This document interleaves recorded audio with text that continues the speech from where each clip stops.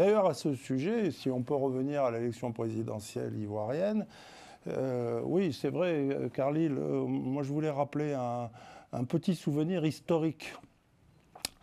Tous les Français savent que les Alliés ont débarqué en Normandie le 6 juin 1944. Ce qu'on oublie, alors ce qu'on voit à l'image, ça n'est pas le débarquement allié en Normandie, c'est le débarquement allié en Provence. On l'a un peu. Fréjus. Voilà, et ça s'est passé 2 mois après, le 15 août 1944. Et donc, les Alliés débarquent et parmi les troupes qui prennent position dans le sud de la France, il y a beaucoup d'Africains. On les appelait les tirailleurs sénégalais, même s'ils n'étaient pas tous sénégalais.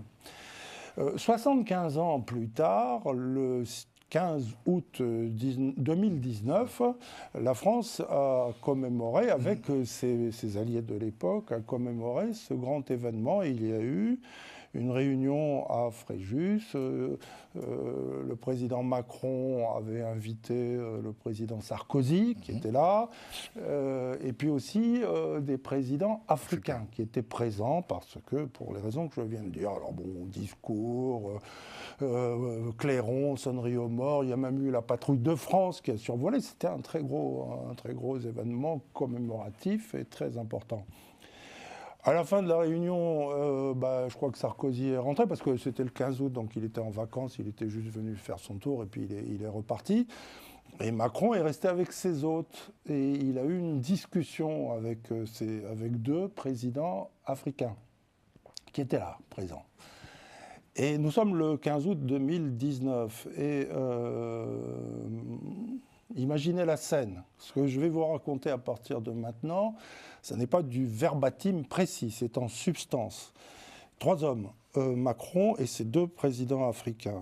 Et Macron s'adresse à l'un des 2 et lui dit, je vais te le dire, lui dit, il paraît que tu veux te représenter à la présidentielle l'an prochain, en 2020. Et ce président confirme. Et Macron lui dit, mais tu as déjà fait 2 mandats, et le 3e serait inconstitutionnel.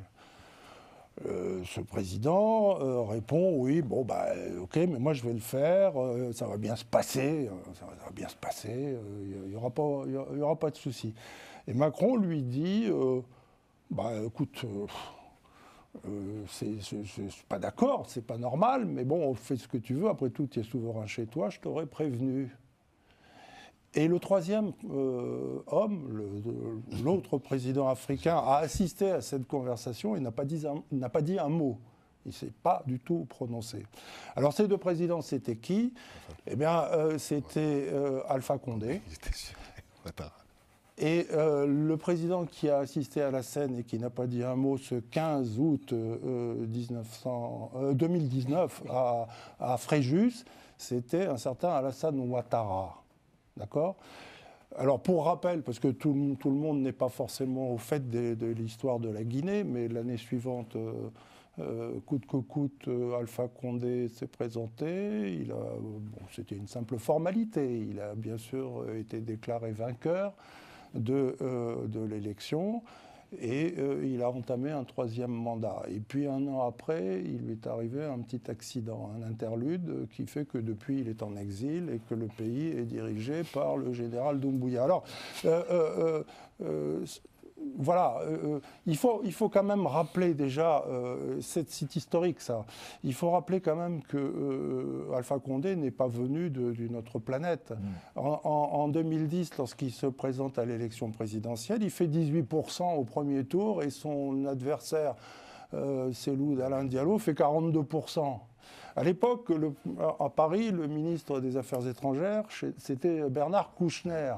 Et au Conseil des ministres, après le premier tour d'élection guinéenne, le ministre Kouchner prend la parole en Conseil des ministres et puis dit que que Alpha Condé a de bonnes chances d'être président le coup suivant. Il se fait interrompre, rembarré par le président de la République, Nicolas Sarkozy, qui lui dit « Mais qu'est-ce que tu racontes?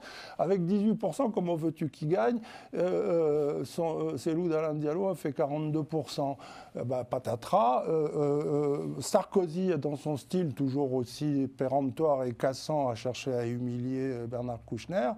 Et le résultat, c'est que Alpha Condé a gagné l'élection présidentielle et qu'il a fait 2 mandats. Ensuite, quand il a fait un 3e mandat, Macron, parce que c'était plus le même président, les deux étaient là à Fréjus, le 15 août 2019. Mais là, on avait changé de style. Et Macron a mis en garde Alpha Condé, qui n'a pas voulu écouter, et puis voilà où il en est. Alors moi, je ne sais pas. Je rappelle quand même qu'en 2020, Alassane Ouattara a dit qu'il ne se représenterait pas. Ensuite, il est arrivé ce qui est arrivé, c'est-à-dire que le candidat officiel du RHDP, Gon Coulibaly, est décédé, qu'il a fallu faire en urgence. Il s'est présenté. La France a mis plusieurs semaines avant de reconnaître que, ok, il était président. Macron lui a écrit. Mais là, on est en 2025. Que va-t-il se passer? Moi, j'en sais rien du tout. Un dernier mot, Carlyle, et je te remercie de m'accorder la parole sur ce sujet. Je préfère devancer les objections qui pourraient arriver sur ce plateau pour dire que ce que je viens de vous raconter, qui n'a jamais été révélé, je l'ai réservé à la bande à Carlyle, ne croyez surtout pas que je le sais depuis 2019. Je le sais depuis la semaine dernière. Et ça, c'est très intéressant. Comment se fait-il qu'on m'ait raconté ce genre de choses maintenant ?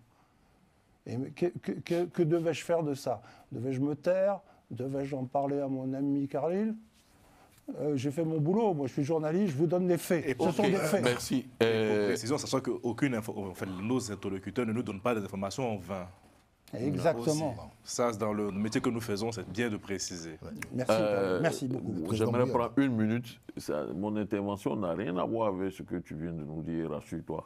Et la paix du cœur, mon cher ami, mon père.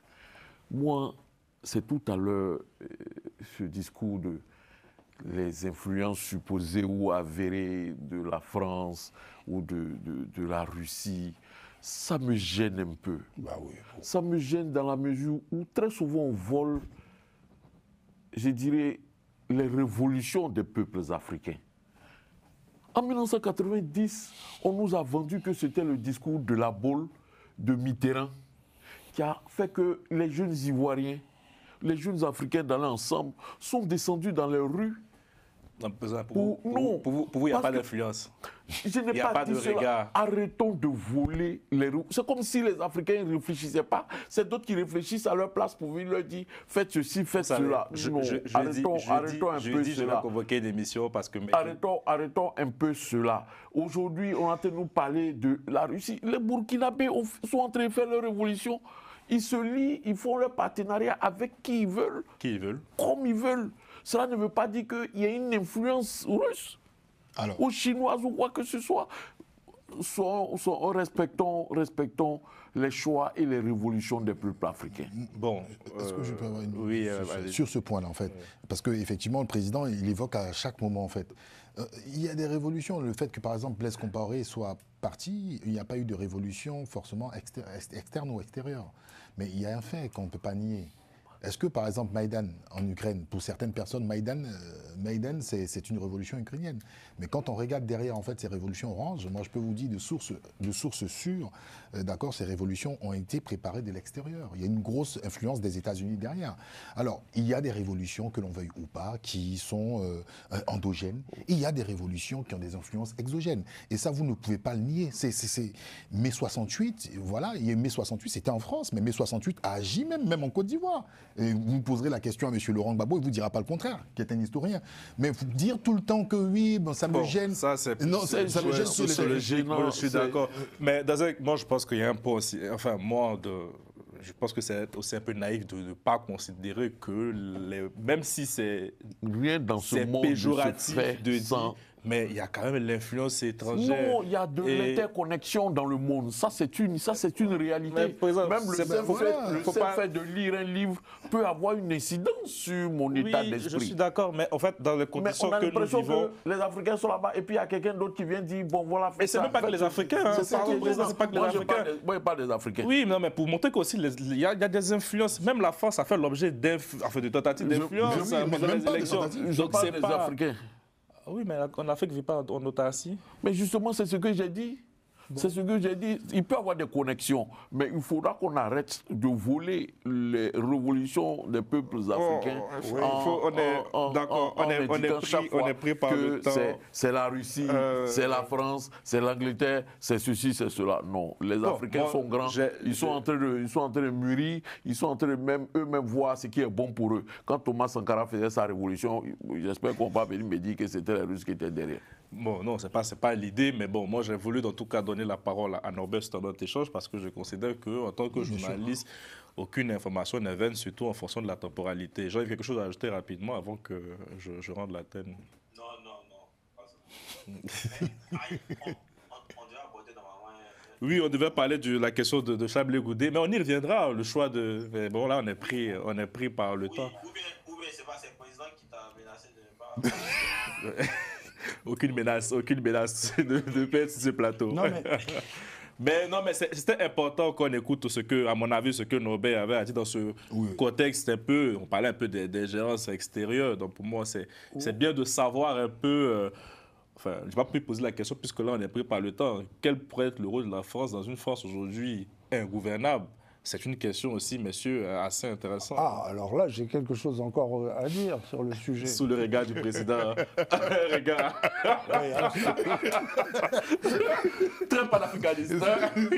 Allez-y, Norbert. Je donne la parole à Romain après. C'est une bonne nouvelle. C'est une question fondamentale. Je pense que lorsque le pouvoir est faible à Paris, à l'Élysée, et on ne peut plus le cas au moment où nous enregistrons, ce lundi après-midi. On n'a jamais vu ça de toute l'histoire de la Ve République, avec un gouvernement qui a battu tous les records, un gouvernement de 14 heures, il faut le faire. Moi, je connaissais le bouillon de 11 heures.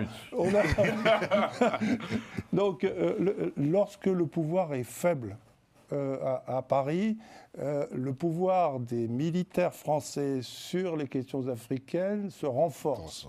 C'est-à-dire l'inverse de ce qu'on pourrait imaginer, parce que c'est eux qui sont à la manœuvre. Pour illustrer ce que je viens de dire, je rappellerai un mot inouï cité par un ancien ministre des Affaires étrangères français, un certain Michel Barnier, qui a été Premier ministre aussi. Et aujourd'hui député. Hein. Michel Barnier a témoigné lors du procès du bombardement de Bouaké devant la cour d'assises à Paris.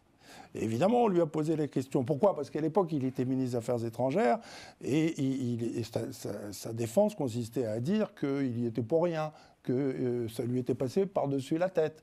En clair, lors de ces événements dramatiques, la grande cassure, la grande déchirure entre la France et la Côte d'Ivoire, il était responsable en tant que ministre des Affaires étrangères, mais en réalité, il n'a pris part à aucune de ce qui s'est passé sur le terrain. Effectivement, ça se passait directement entre le président de la République, Jacques Chirac, chef des armées, et le général Poncet, qui était le patron de la force Licorne à Abidjan. Et Dieu sait si ça a été dramatique. Eh bien,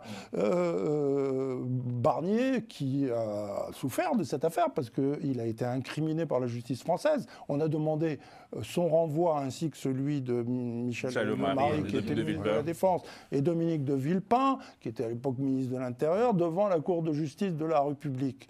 Bon, et donc Barnier disait, indigné, moi j'y étais pour rien, donc je suis allé voir Chirac, je lui ai demandé ce que c'était cette histoire, et Chirac a répondu, c'est Barnier qui dit ça devant la cour d'assises, tu sais, ces histoires-là, c'est les militaires qui s'en occupent. Sous serment. Donc en ce moment, je crois qu'on est dans cette situation. Voilà. Oui. Oui, oui. Et moi, j'aimerais revenir sur un dernier truc. Hein. Aujourd'hui, on assiste à tout ce qui se passe en France. J'aimerais vivement que l'opposition ivoirienne s'en inspire. Voilà. Aujourd'hui, là, on n'a pas besoin forcément d'être président pour pouvoir gouverner. Si aujourd'hui, vous voyez que Ouattara est à la présidence, ben, essayez de prendre l'Assemblée nationale, donc à travers les législatives. Ce sont des stratégies auxquelles il faudrait penser par moment. Il ne faudrait pas toujours se bloquer sur ces trucs. C'est vrai que c'est peut-être utopique, hein, mais bon, on peut quand même essayer. En tout cas, on prend note de l'appel du 6 octobre, monsieur. Je ne peux plus vous donner la parole. En quelques secondes. Quelques secondes. Non, juste pour rebondir rapidement, si M. Charles Blé Goudet inspire en tout cas la CEI d'organiser des votes aussi rapides et aussi efficaces. Un amour assez particulier pour le patron du COJEP. Non, j'ai été vraiment bluffé parce que c'est pas ça. Merci beaucoup. Merci. Qui a une obsession anti-Charles. Après, lorsqu'un de mes chroniqueurs est repris sur la page d'un leader et surtout pour parler de manière très ironique, bon, ça pose des questions. Je ne dirai pas de nom.